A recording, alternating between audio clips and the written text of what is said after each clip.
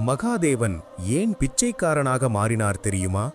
ஒரு காலத்தில் 4 வேதங்களின் அதிபதியான பிரம்மாவுக்கு அறிவின் இடத்தில் அகங்காரம் வளர்ந்தபோது மேலே ஒரு 5வது தலை முளைத்தது. நானே எல்லாவற்றுக்கும் காரணம் என்று அகந்தையுடன் பேசியது. அகங்காரம் தர்ம எல்லையை தாண்டிய நொடியில் நீதியின் வடிவாய் மகாதேவன் எழுந்தார்.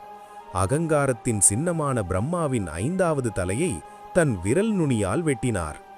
ஆனால் வெட்டப்பட்ட தலை சிவனின் கரத்திலிருந்து விடாமல் ஒட்டிக்கொண்டது.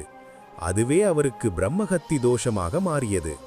அந்த தோஷம் நீங்க சிவன் பிச்சைக்காரனாக உலகமெங்கும் பிச்சையேற்று தெரிந்தார்.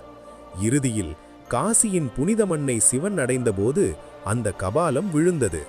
அன்றே தோஷமும் தீர்ந்தது. பதவி உயர்ந்தாலும் பணிவு இல்லையெனில் வீழ்ச்சி உறுதி. அகங்காரத்தை அழிப்பவரே சிவன். ஓம் நம சிவாய.